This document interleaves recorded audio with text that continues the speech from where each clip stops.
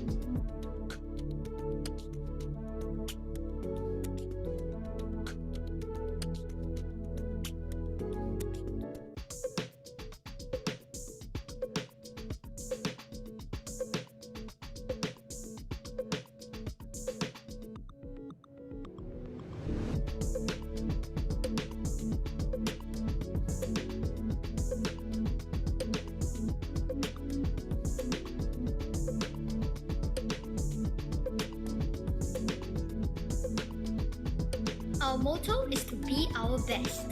What does a responsible leader look like in our school? Or what would You're doing great so far. You're doing great so far. Keep it up. It's okay if you make a mistake. Let's try again.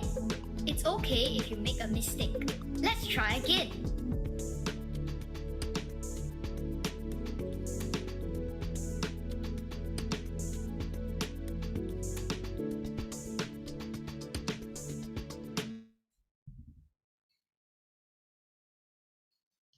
Very good evening to our parents of our Primary 4 to Primary 6 students. Welcome to our 2023 Parents Connection session. Allow me to share my slides so I can share the outline for today's session.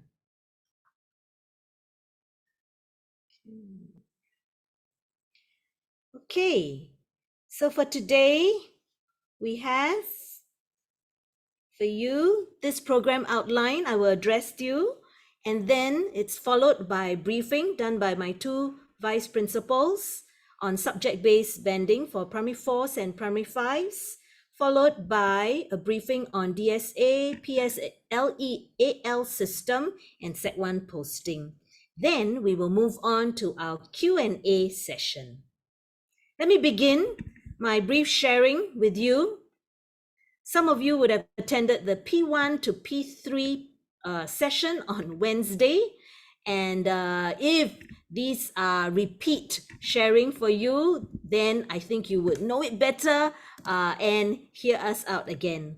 I want to start by appreciating you, our parents, for partnering us in the educational journey of your child.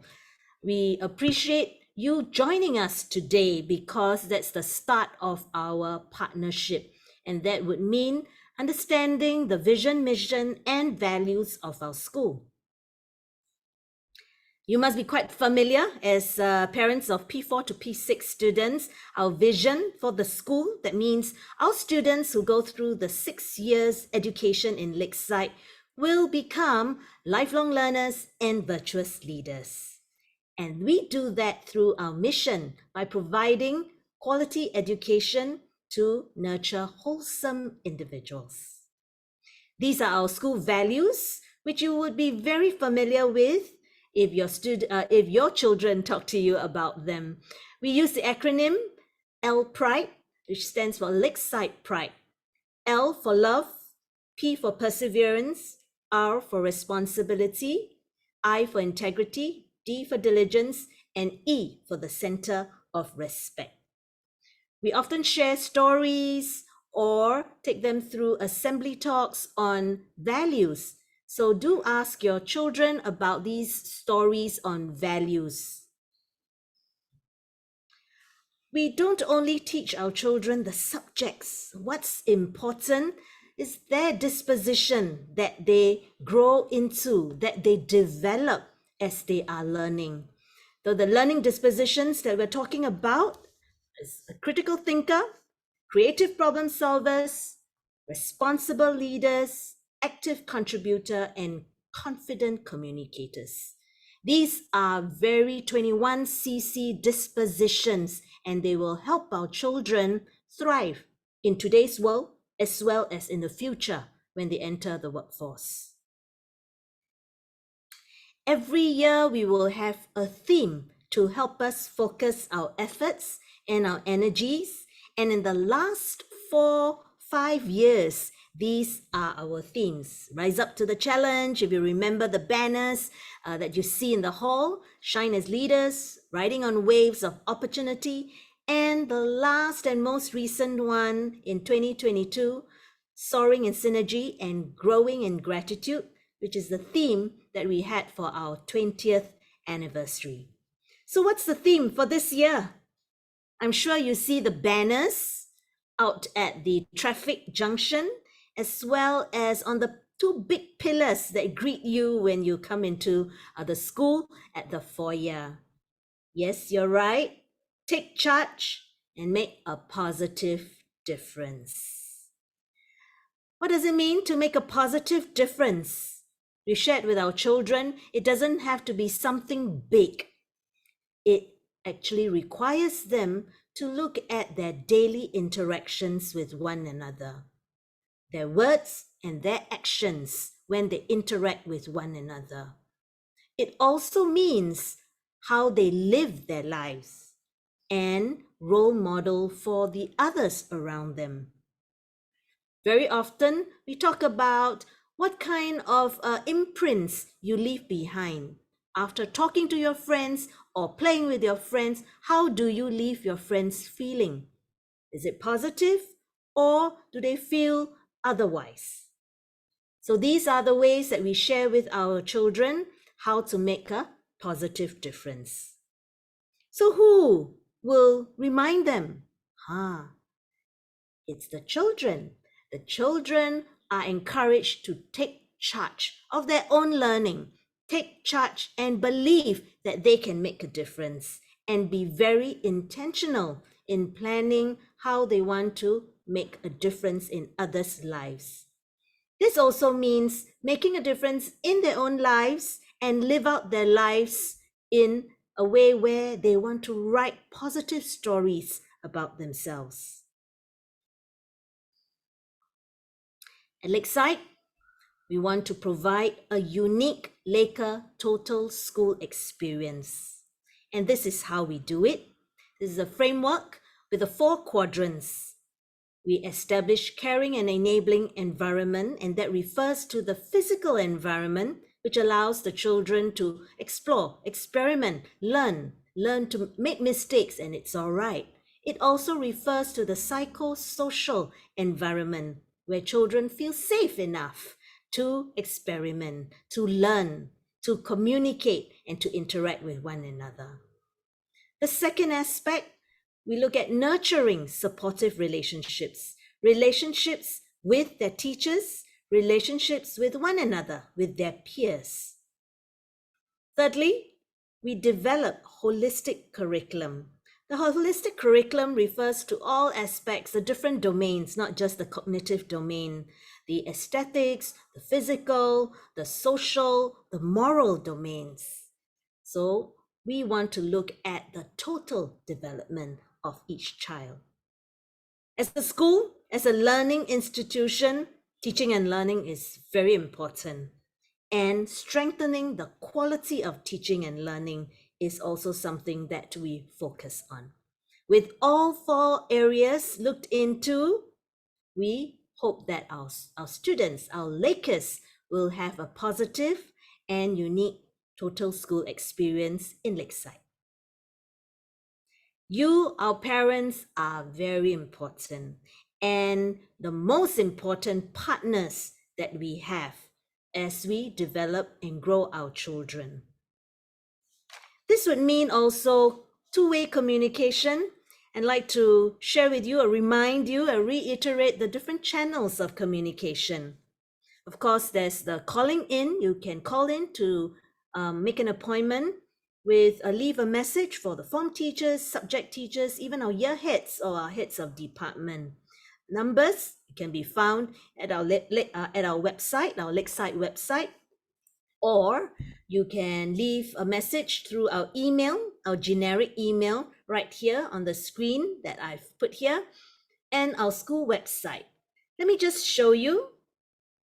So on our website, the Contact Us tab will have all the details, our number, our email, and there's even a tab that you can see here, Your Feedback Matters. I encourage you, if you have any queries, any feedback, to communicate with us so that we can get back to you, we can work with you, and we can hear from you. So with that, I'd like to emphasize again that really it takes a village to raise a child, and you are part of that village. Our parents, our parent support group, our other stakeholders who work with us on our programs, our school advisory committee, as well as partners and partners in the community. We hope that we'll continue in this partnership with you. You'll continue to keep your feedback and your communication coming. With that, I thank you, and I would like to hand over to the time to Miss Han, my vice principal. So she's new to some of us. She'll be sharing with you on subject-based bending. Good afternoon, parents. Thank you, Mrs. Goh. I hope you can all see my screen. So allow me to take you through the details for subject-based bending in primary school, or what we call SBB. Let me first begin by talking about the intent of SBB, which allows students to take a combination of subjects at either the standard or foundation levels, depending on their strengths. So SBB actually allows students to focus on and stretch the potential in the subjects that they are strong in, while at the same time giving them that time to build strong foundations in the subjects that they need more help with. I also like to point out that the new PSLE scoring system will not change the considerations that we take into account when deciding a student's subject combination at P4 and P5. So what are some factors that we consider when we make recommendations for our students' subject combination? Firstly, we consider a student's aptitude, their motivation, as well as performance in each of the 4 subjects. Secondly, we consider their ability to cope with the particular subject combination that is being offered or considered. And thirdly, we also want to ensure that whichever combination that is taken up supports the student's progression to a secondary school. So I would like to emphasize at this point that really taking subjects at the foundation level is not a disadvantage. This is because when students take subjects at that foundation level, it allows them to really focus on building strong fundamentals, and this will actually put them in better state when they progress on to their secondary schools. So this slide captures the process of SBB in primary school. At P4, students will sit for the end-of-year school examinations, and based on their performance at the end-of-year examinations, the school then recommends a subject combination. But at P4, parents do get the option of either taking up what the school recommended, the subject combination recommended by the school, or taking up a subject combination that is being offered by the school.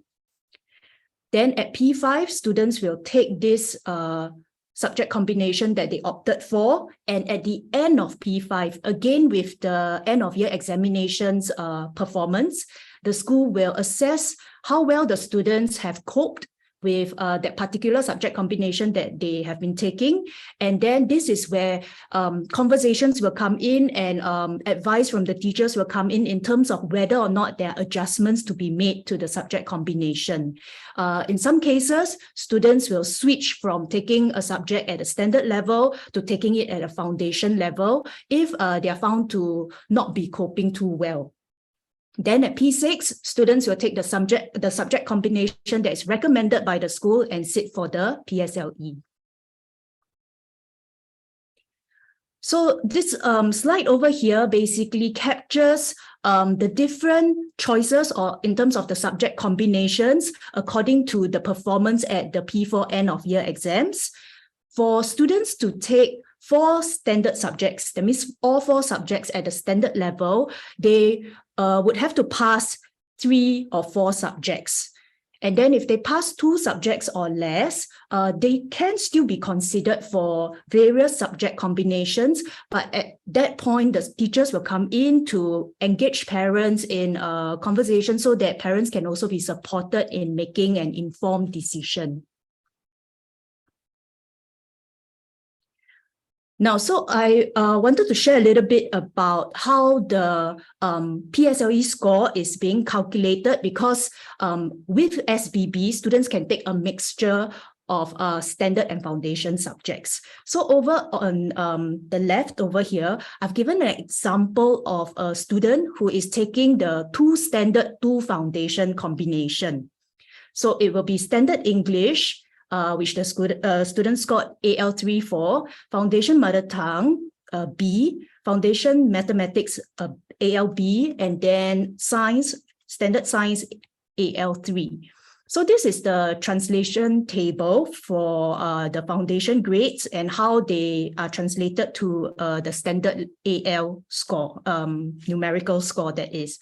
So it will be a 3 plus a 7, a B is a 7, 7, 3, which gives us a total PSLE score of 20. I would also now like to talk a little bit about this other combination, which is called the 4S1H, in which a student takes 4 standard subjects plus a higher mother tongue language. So this is recommended for students who have passed all 4 subjects and performed exceptionally well in their mother tongue at the P4 end of year exams.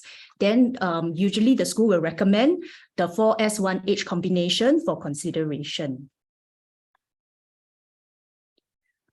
To continue taking the 4S1H combination at P6, we will be looking at these eligibility criteria or school-based criteria, because we take into consideration how well a child is coping with their subjects, all 4 plus the higher mother tongue subject, which is the 5th subject.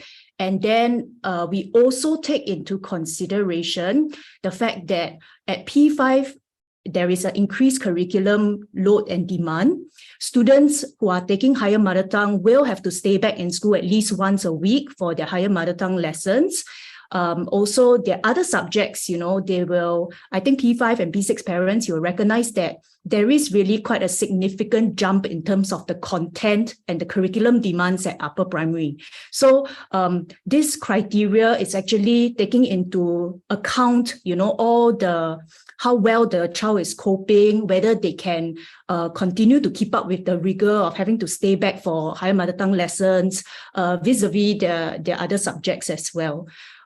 Also, do note that the higher mother tongue results do not count towards the PSLE score, because higher mother tongue is actually graded separately, with the grade being reflected under pass, merit, or distinction. Okay, I will just briefly bring you through the eligibility criteria for taking higher mother tongue at the secondary school level. So this will be of interest to the parents with P6 students. Right, so in order to take higher mother tongue at the secondary school level, a child must fulfill the following criteria: either a PSLE score of 8 or better, or a PSLE score of 9 to 14 and they must have achieved either an AL1 or AL2 in their mother tongue, or a distinction or merit in higher mother tongue. So this criteria, again, the rationale is usually always about how well the child is coping with the academic load, with the curriculum demands.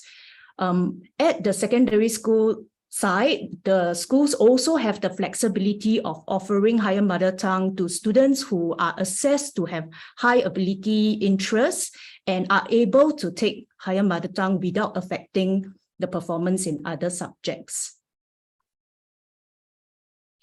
Coming to the end of my presentation, this is very quickly how the impact of HCL, that is higher Chinese language, for admission into the SAP schools. So previously, under the old scoring system, students who have taken higher Chinese are actually given a bonus bonus points. 3 points for distinction, 2 points for merit, 1 point for pass, and this will add up to their total PSLE score. But with the new system from 2021 onwards, students with better PSLE scores will be posted first, even if they did not take higher Chinese. So it means that the overriding factor for consideration into a SAP school would be the PSLE score.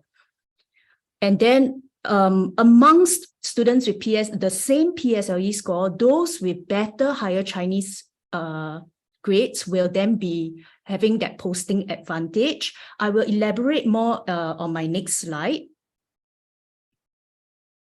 because that was quite a mouthful and quite hard to understand. So perhaps this will explain it a bit clearer. So over here, we see basically 6 students.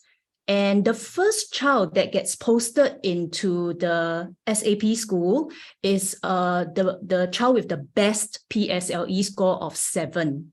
This child does not even have to take higher Chinese in the primary school.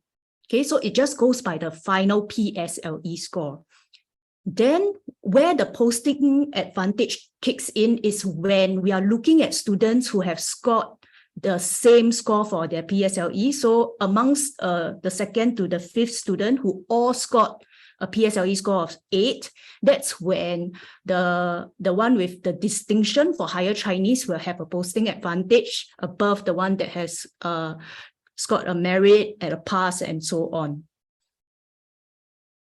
So with that, I hope that was clear and helpful. Thank you very much. I'll now hand the time over to Ms. Tan to take you through her presentations.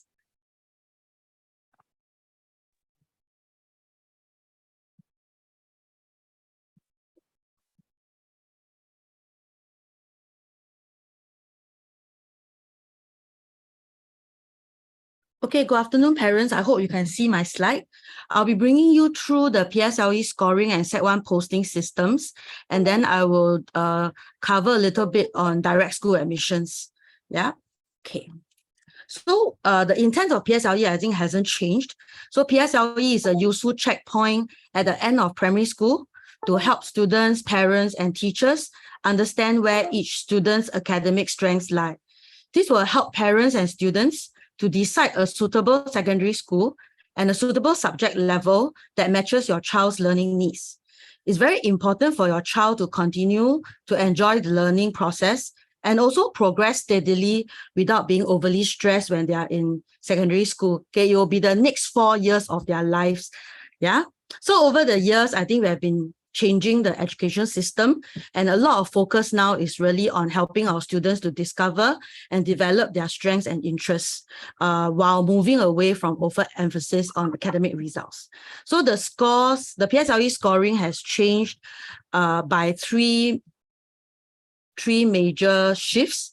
The first one is the reduction of the fine differentiation of students' exam results. If you remember previously, when there was the PSLE aggregate score, the students could actually be differentiated by that 1.2 points, depending on how high your PSLE aggregate is. Okay, second, recognizing a student's level of achievement. So this is the your child's raw score will be taken into consideration when they convert it into the AL, the achievement levels, and then ultimately to calculate the PSLE scores. It will not be in comparison with how your child, his or her peers have done. Then finally, we also want to encourage yourself and your children to choose a secondary school based on their strengths, their interests, and not just based on their academic results. Okay, let's go very quickly into how the PSLE scoring system works. I think this is not new. We have had this new T-score, these scoring bands for a couple of years now. So the AL of the 4 subjects, I would like to draw your attention to the table on the right-hand side. Okay, so the table basically shows how your child's raw score is converted into AL levels. So the AL level are from AL1 to AL7. Okay. So for the foundation subjects, I think Ms. Han has mentioned earlier, they will be given either ALA to ALC. The table here shows you how it is then converted to compare with the standard level subjects. ALA will be a 6, a B will be converted to a 7, and a C will be converted to an 8. Okay, the AL of the 4 subjects will then be added. If you look at the example on the left-hand side, based on each of the achievement level of the 4 subjects, they will be added up, and then that will be the PSLE score of your child. Okay, so the smallest the PSLE score, the better the PSLE score. Okay, so the smallest possible, if I get 4 ones, it will be a 4. And if I have an AL of 8 for all the 4 subjects, I will get a maximum of 32. Okay, if you look at the table on the left, actually, depending on the score, it shows you the ranges and whether your child can opt for Express, NA, NT, and so on. Okay, however, if you read the very small print at the bottom, the Express, NA, and NT courses will be phased out by 2024. So next year, there will no longer, for your children who are going to Sec 1, there will no longer be the different streams. There will be no more Express stream, NA stream, NT stream, and so on. Before I go into that a little bit, I would like to highlight to you though, that you look at the very last row on the right-hand side. In order to move on to a secondary school, okay, a child will need to score an AL7 or better in both English and mathematics. Okay, which means that if a student gets an 8 in English or mathematics, the child will have to repeat the primary 6 or move on to specialized schools like Assumption Pathway or Northlight. Okay, so without the 3 streams, what's going to happen? Okay, in 2024, all the secondary schools will be offering full subject-based banding. Okay, so in primary school, we have SBB. So in secondary school now, they have full subject-based banding, which we refer to as FSBB. Okay, so students will be offered subjects based on 3 different levels, G1, G2, and G3, with G3 being the highest level. So what happens is this, depending on the strengths of your child in the various subjects. So if I am better in subject A, I could be doing subject A at the G3 level, which is the highest. So if, let's say, in subject B, I'm a little bit weaker, I may be offered the subject at a G2 level. So similarly to the SBB just now, it's really about the different combinations of subjects and learning level that your child will be taking in secondary school. Okay, so I think this is quite a welcoming change, because I think for the longest time, we have been talking about why we are streaming the kids into bands at such an early age. So now it is really, really based on what your child's strengths are and what they are able to do and their level of readiness in secondary school. So that will happen. At the moment, we are pending more information from HQ. So once we have a bit more clarity on how this is going to work, we will definitely update all the P6 parents. I think the P4, P5 parents probably will be interested as well, because it will affect all your kids. Yeah. Okay. I'm leaving this in. I think Ms. Han has gone through this already, but I'm leaving this slide in this deck. So at least when you look through the information on the PSLE, you still have a full set of information. Okay, I think she has mentioned about higher mother tongue. Okay, now let's move quickly to Set 1 posting, how it works. So first thing I would like to highlight to you is, I think since my timeline in primary school, we're already getting 6 choices. So for more than 30 years, that has not changed. So we still have 6 choices. So do make good use of them. Put in choices for all 6. Okay, so similar to past years, students will continue to be posted to a secondary school based on the academic merit, which is the PSLE score. And now the school choice order is also very important. Okay, in the case where students have the same PSLE score and there's a need for some kind of tiebreaker, is stated here. First, citizenship, followed by the choice order of schools. Therefore, how you arrange your choices is important. And then finally, if that still remains the same, there will be computerized balloting.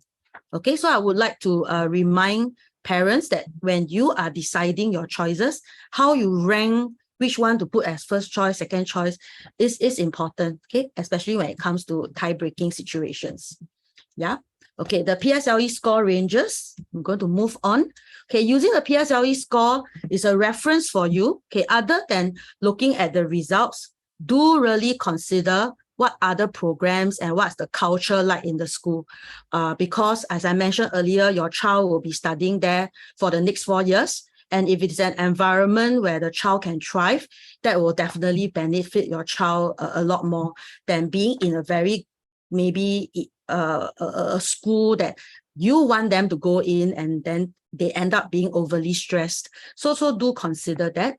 The 2022 PS scores last year, right? Based on last year's admission, the score ranges will be available for your reference. Okay, later when you download the slides, you can click on the links. By end of March, usually MOE will have updated this information.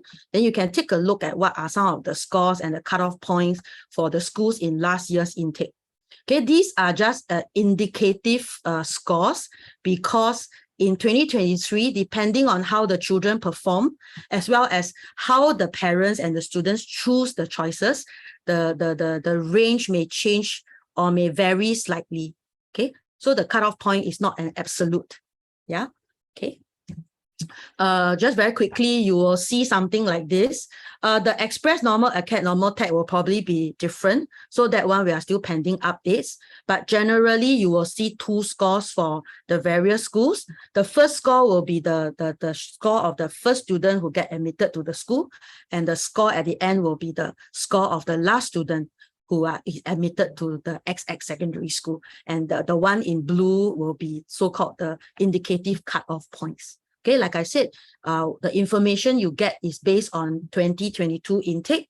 So what the 2023 scores are going to look like, we won't be able to know for certain. But this is just gives you a sensing or an idea of where the school is. Yeah. Okay, so the use of higher mother tongue, I think Ms. Hans has also mentioned, so I will not go into this. I'll just keep it here as well so that you have the full deck. Yeah, it's the same example actually. Okay, finally, choosing a suitable school for your child. Do prepare, okay, do a bit of talking with your child, go and look out for what schools your child may be interested in, and choose a school that's suitable for your child, where your child will enjoy learning, not just learning, but the full experience of what a school has to offer. Yeah, so over the next few months, the secondary schools will likely have their information updated on their websites. Some may still have virtual school tours with the easing of the COVID measures. Most likely the schools also have open houses. So do go online, do go visit the open houses of the schools that you and your child are interested in. I think the only way is to really go and have a feel of what the culture is like. Sometimes online, you may not be able to get that sensing. Yeah, for I advise some of my P5 parents as well. Sometimes not that you're overly excited or kiasu, but sometimes bringing a P5 child to experience the school can be a form of motivation for them, even now or when they go to P6, you know, so that there's an end goal in mind. So if you're a P5 parent, you're interested to go to some of these open houses, please do so as well. But do beware of open house fatigue. I do have some students who share with me that, wow, the parents make them go to so many open houses and they are very tired. Yeah, so do be mindful of that as well. Yeah, okay. Then the other one will be take reference from a school PSLE score range and so on. Shortlist a few schools, consider a few where your child's PSLE score is better, so that will increase your chances of getting the school of your choice. Yeah, so don't try to, I mean, some parents, we can take some risk, but not too many risks, because if your child doesn't get any of the school of his choice, then he may be posted automatically by MOE to a school that has vacancy. Yeah, so do try to avoid that scenario. Okay, so very quickly, again, use all the 6 options that are given to you. Okay, so this will increase your child's chances of being posted to a school of your choice. And also, just now, the rank order is important. So do think carefully about where is it that you would like your child to go. Yeah, I think all of us know the idea of the big fish, small pond, small fish, big pond. So have a conversation with your child. Yeah, don't put them in a situation where they're overly stressed and therefore they cannot enjoy their secondary school life. Yeah, okay, so some tips from parents, starting from the bottom left. Have regular conversations with your children. I think you will know your child best, what your child's interested in, how well your child can cope with the more rigorous curriculum in some schools. Be open and flexible. I think we need to also manage our own expectations. Be with our child, be where your child is. I think that's very important. And a lot of positive affirmation during this time as they prepare for the PSLE. I think the children sometimes are not the ones that are stressed. Parents, you are the ones who are stressed. So take good care of yourself as well, while you work with your children to encourage them and to motivate them to do their very best at the end of the year. Yeah. Okay, so there will be some of these websites, okay, with a lot of other resources they are interested in how to help your child transit to secondary school. I think you can go to them and explore a little bit and find out a bit more on how you can support your children. Yeah. Okay, very quickly, DSA. This is a rough timeline. DSA is direct school admission. So besides the Set 1 posting, another way of getting a place in a secondary school will be through direct school admission. Okay, so sometime in the middle of June, okay, starting with the green box, sometime early May, okay, we will be telling you a little bit more about the DSA secondary school application portal, okay, how you can go about applying and so on. So in about mid-June and end August, that's where secondary schools will do their shortlisting. So your children may have to go for interviews, go for trials and auditions for various schools that they sign up with. Okay, then the schools will inform you of the selection outcome sometime in August. Okay, so thereafter you can, if you are offered, then you can rank your offer, reply to the schools. That's sometime in late October.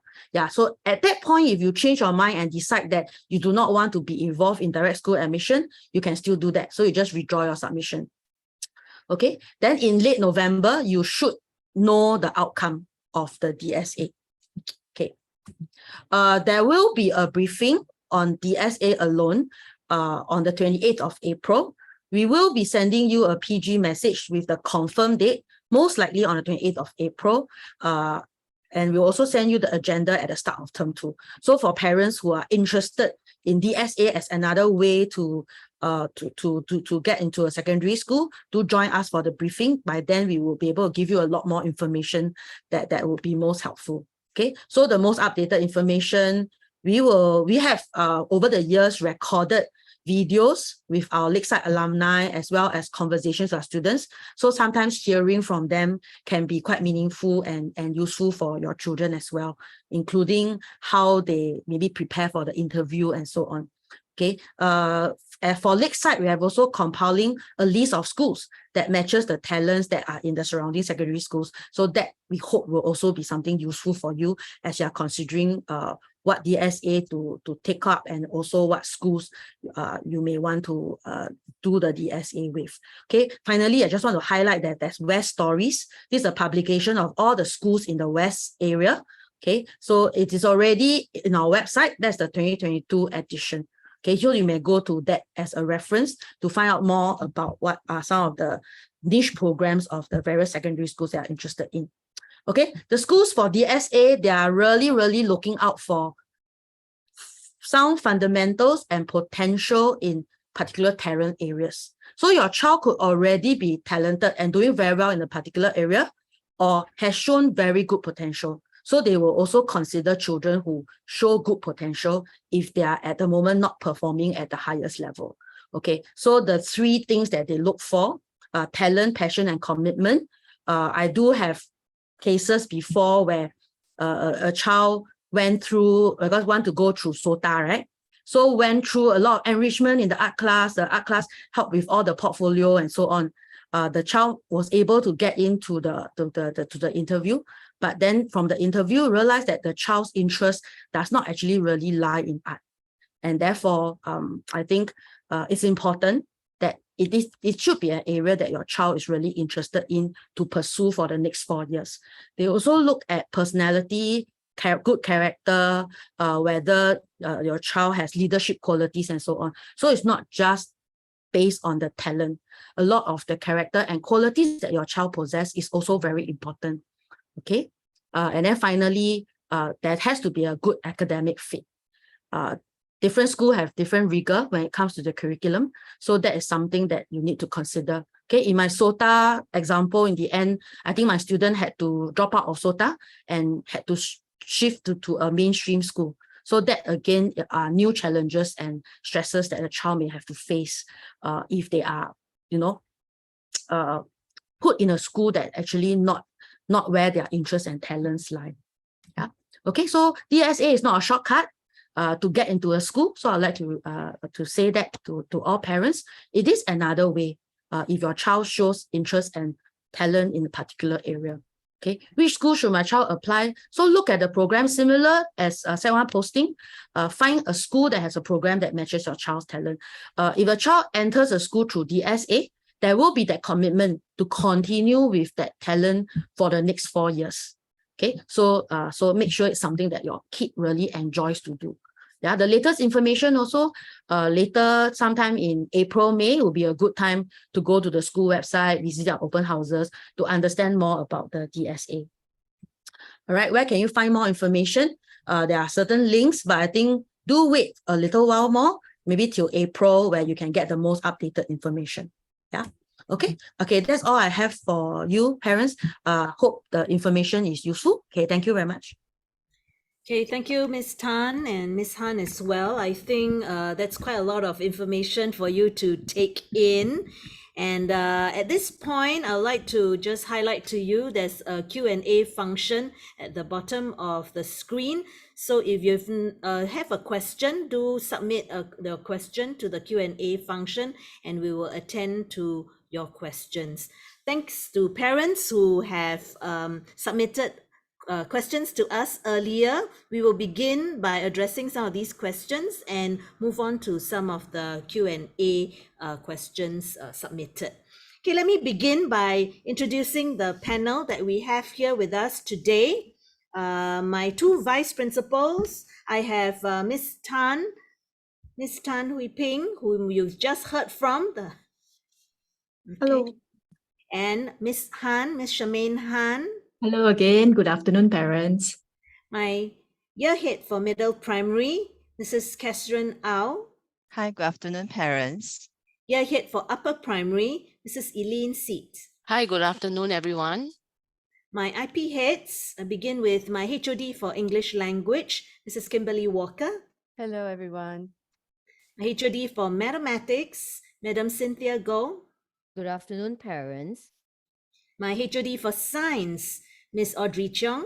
Good afternoon, parents. My subject head for Chinese language, Ms. Lo Chao Chien. Good afternoon, parents. Subject head for Tamil language, Mrs. Jayakumar. Good afternoon, parents. And my HOD for PE and CCA, Mr. Roslan. Hi all, good afternoon.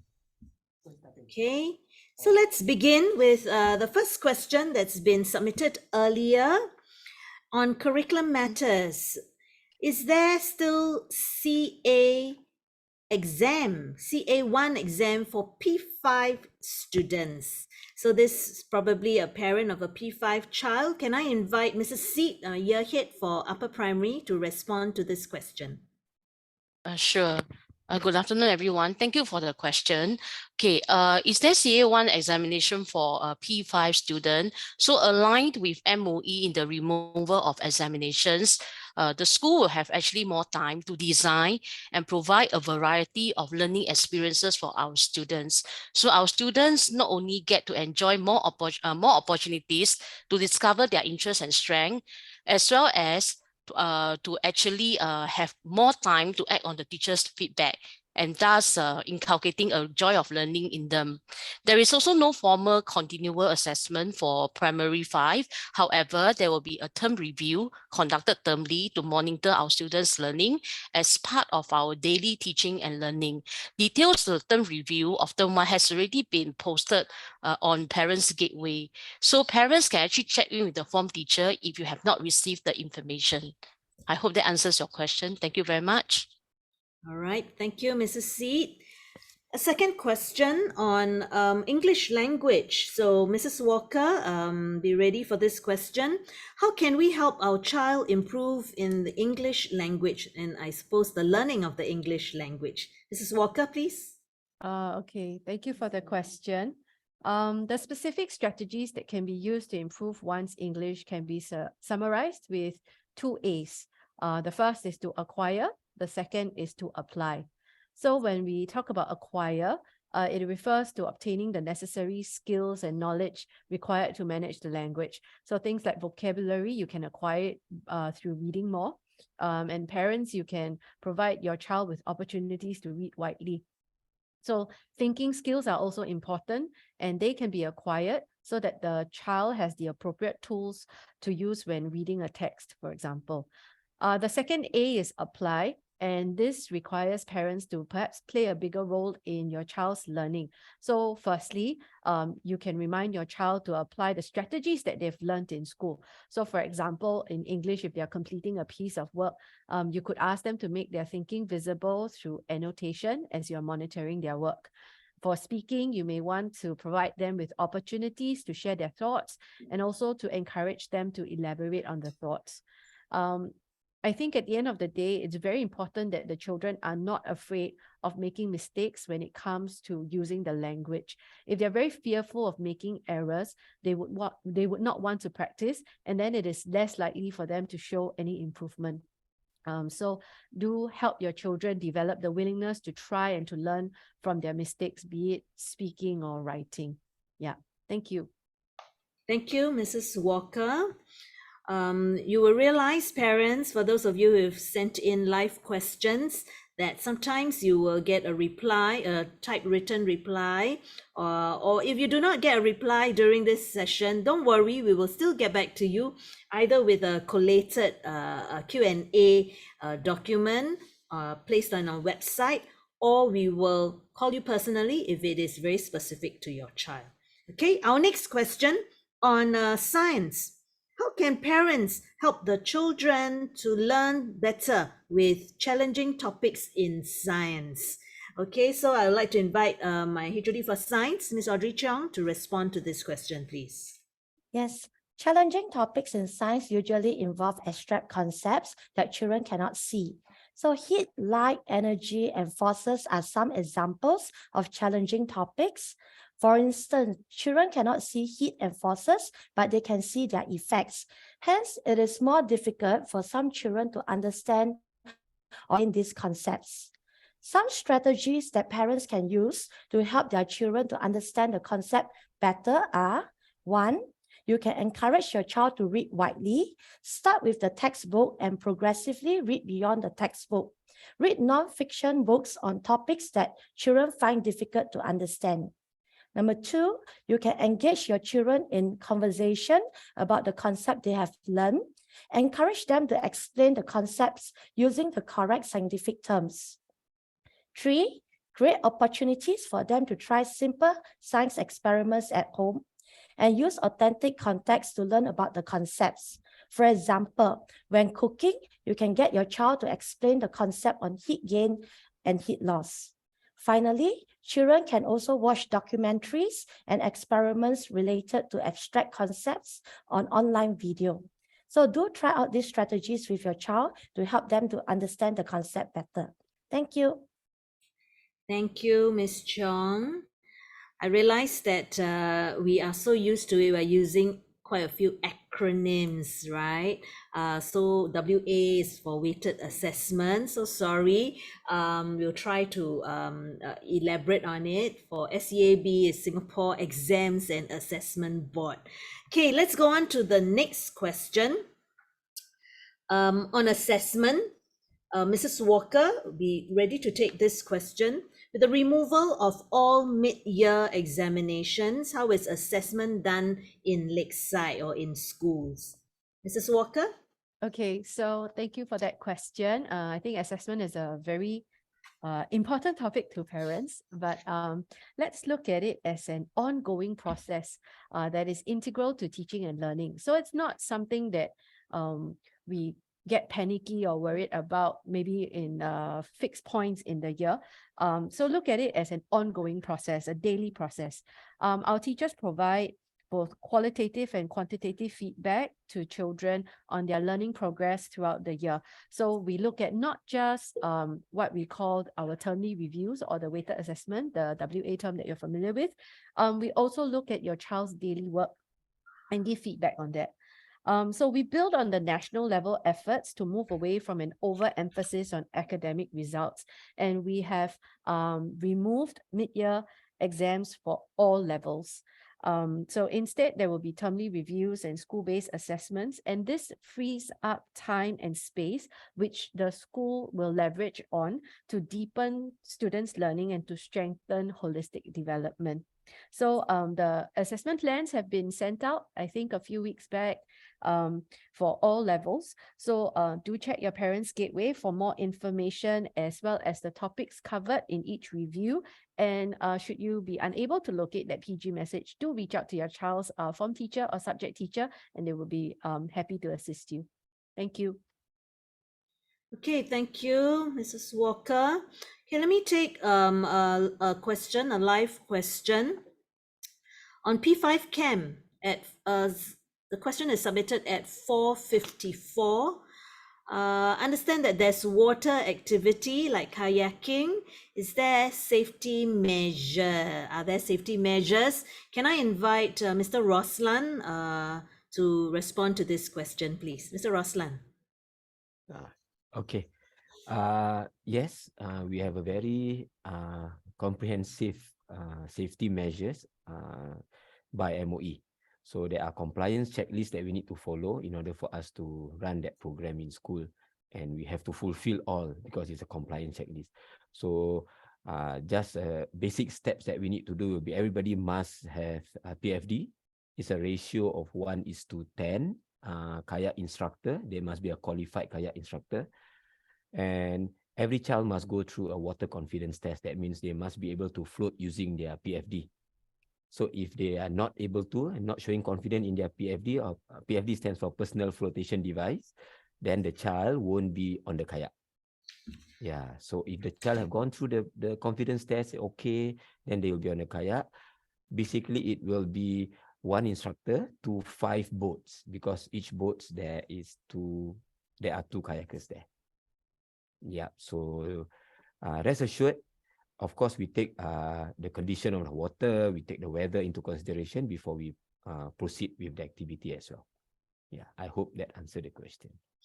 Thank you, Mr. Roslan. And if your child is really uncomfortable, your child can opt out of the activity. So nothing is forced in the camp, right? If they are very Yes, yes. uncomfortable about any activity, do ask them to alert the teachers who are with them or the instructors, and we will attend to them, and they Yeah. will not be forced to take part in the activity. Yeah, we call it challenge by choice. Yeah. I mean, they have a choice to challenge themselves. Yeah. Thank you, Mr. Roslan. Okay, let's go on to the next question. Okay, I would like to invite my head for math, Madam Goh, to respond to this. Another assessment question on what's the difference between termly review and end of year exam. Yeah, Madam Goh, please.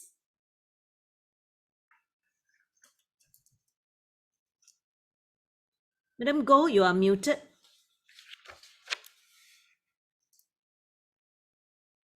Sorry. Yeah. Okay, thank you for the question. Yeah. So the question is on the difference between the termly review and the end of End year of year exam. Yeah, all right. Term review and end of year exam serve similar purposes, which is to find out how the child progressed in his or her learning. So we can identify the strength and the learning gaps of the student through the termly review and the end of year examination. This is better to allow the teachers to support our students in the learning. For termly review, it is bite-sized practices that comprises of one or few components. So, but for end of year, the child will be tested on concepts and skills that they have learned for the whole year and may include previous years too.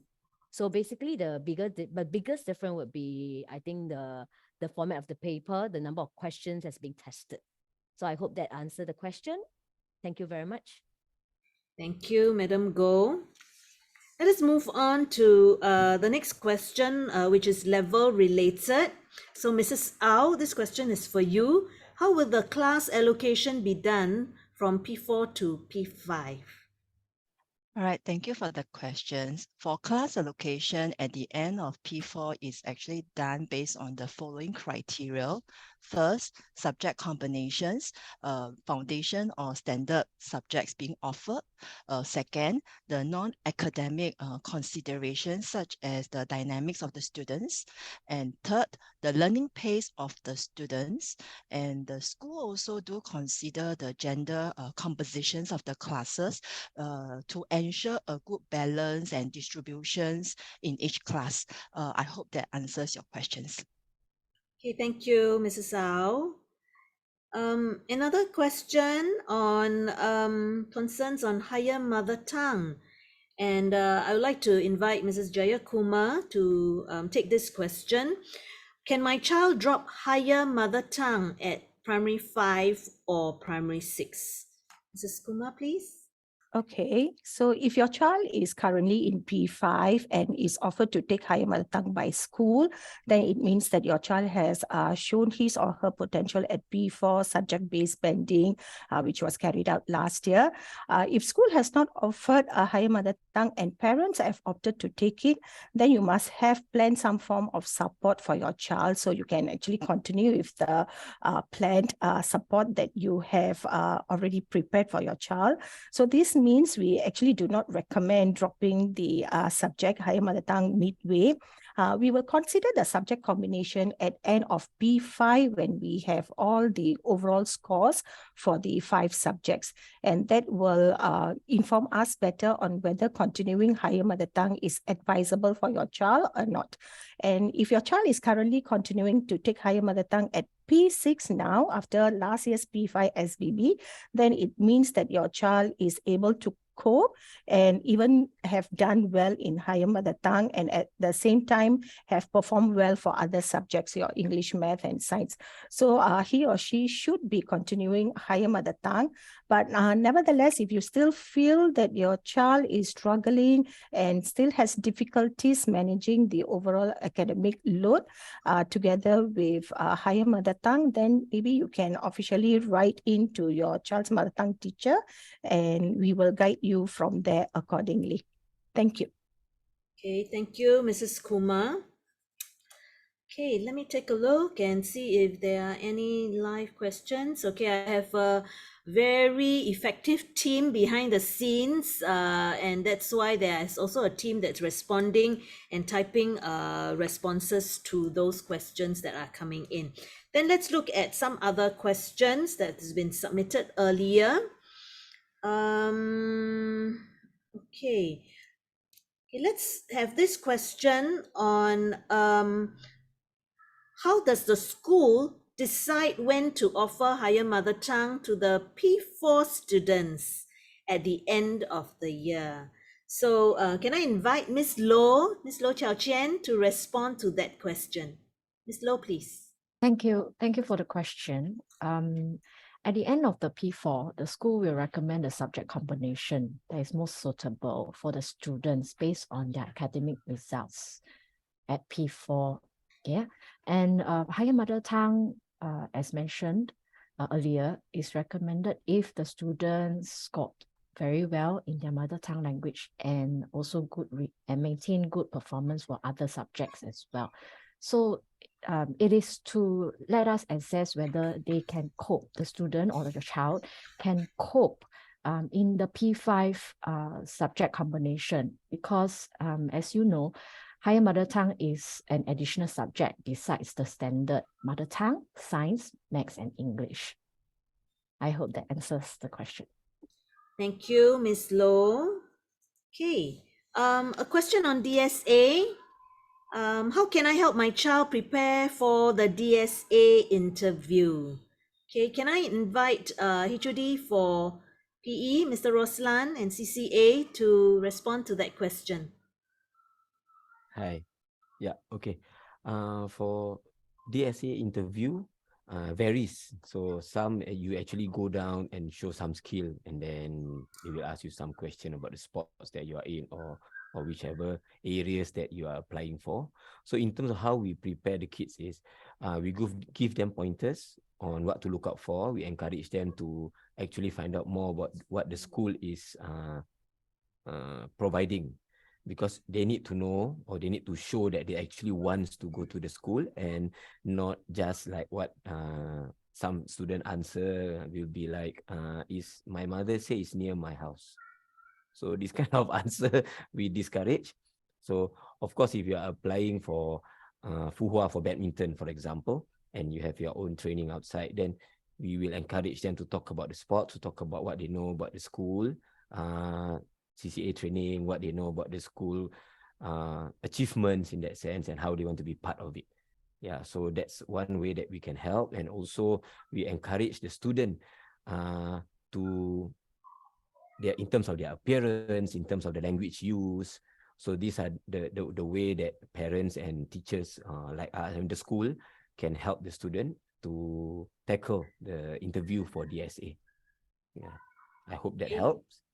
Thank you. Thank you, Mr. Roslan. I'd like to invite Mr. Seat to add on, because the school also brings in alumni or our students who have gone through DSA and graduated to come and share with our students what the experience is like and give them some tips. So Mrs. Seat, can you share a little bit about how we bring in this support for our students?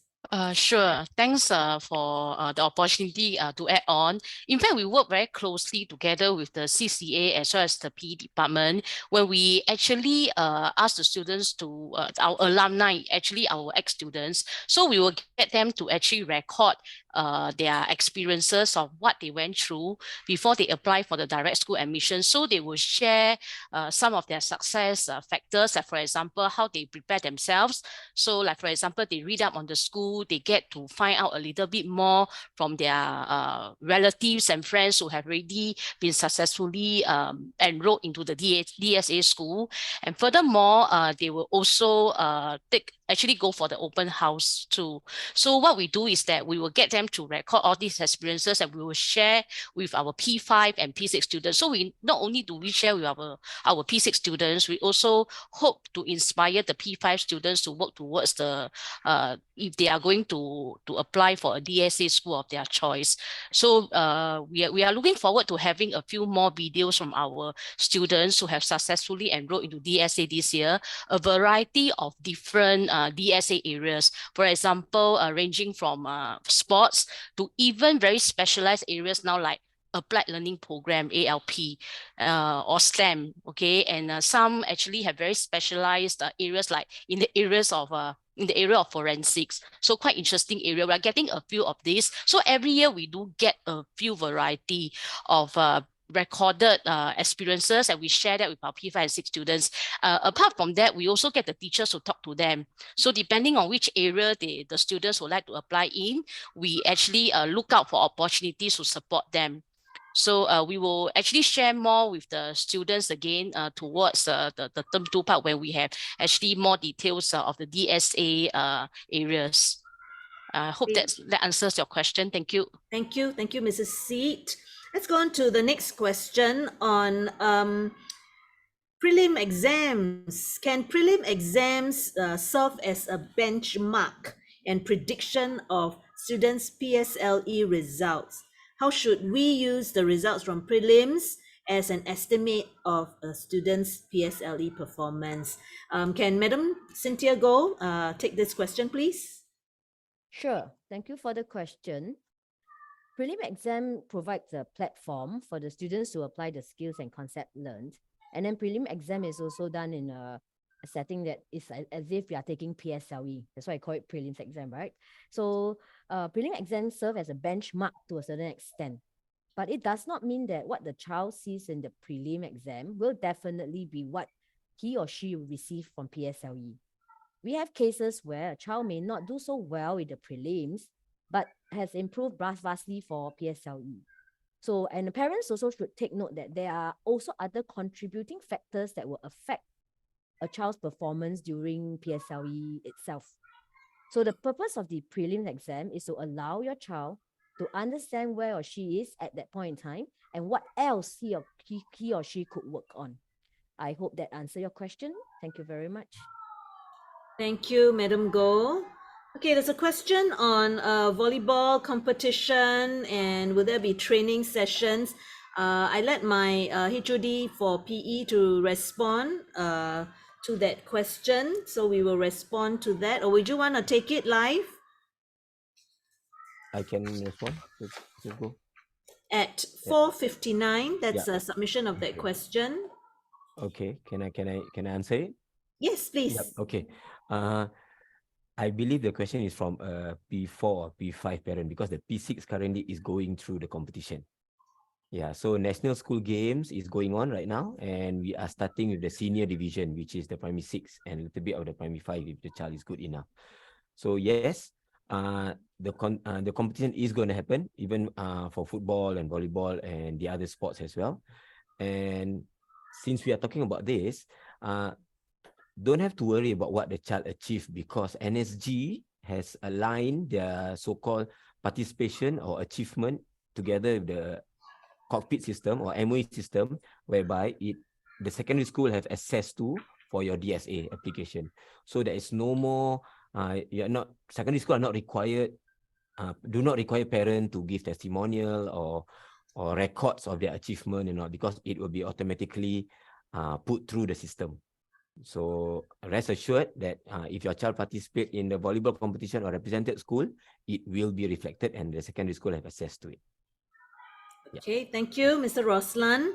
Perhaps the last one or two questions. One on COVID. Okay, question on what happens if my child is COVID positive during one of the PSLE papers? Will the child be allowed to retake the paper? Can Ms. Tan, my vice principal, respond to that, please? Okay, this actually is not just COVID. even before COVID, there are instances of children who are not well or due to various compassionate reasons, not able to take the PSLE. So what happens is the school will help the child to apply for special consideration. So in special consideration means the exams board, the body that runs the PSLE, okay, they will make use of statistics and their numbers to project a score for the child.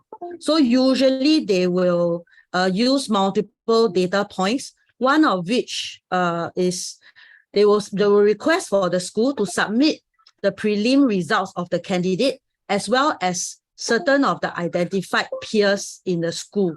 So we will submit this information for them. So based on the submitted results, using their mathematical formulas, some way of comparison, as well as looking at how the kid does for the other subjects that they manage to do, they will project and generate a PSLE score for the candidate.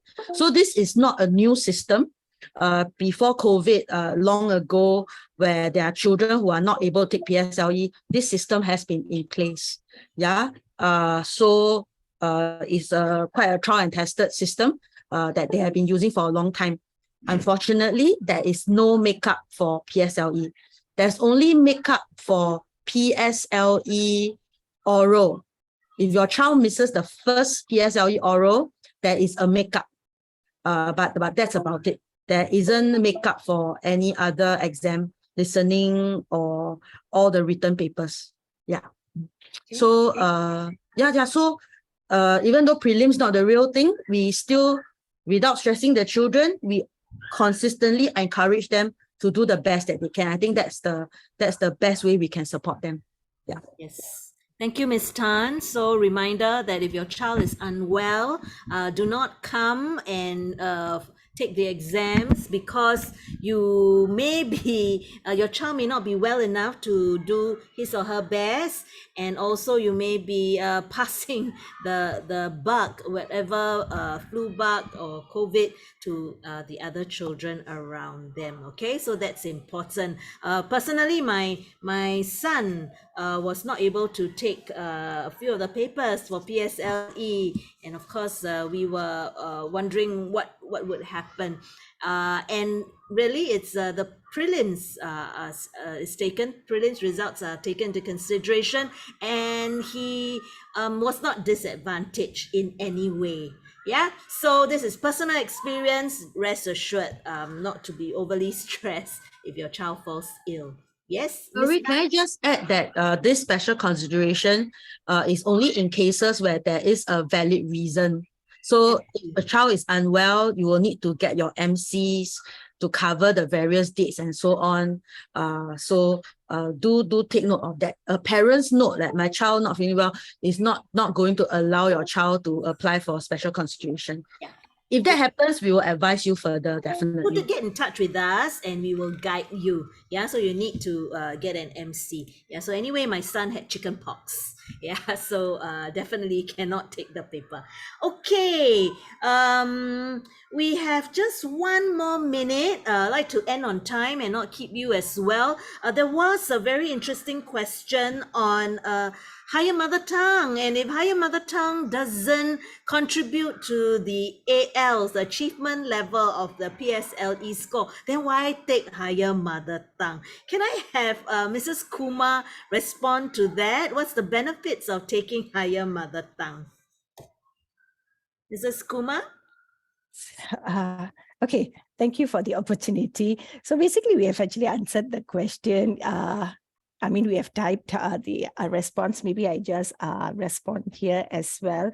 Yes. So as mentioned earlier by Ms. Tan as well as Ms. Han, a student who has been taking higher mother tongue will have posting advantage when he or she applies for SEP school, when there is a tiebreaker. The first criteria would be for our students to be posted to their choice of school based on their academic merit.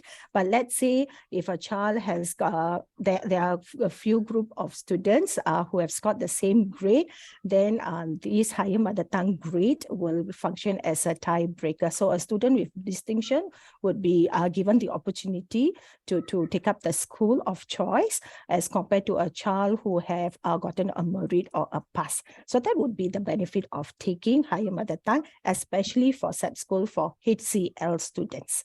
I hope I've Okay, thank answered the you. question. Thank you. Mrs. Kumar.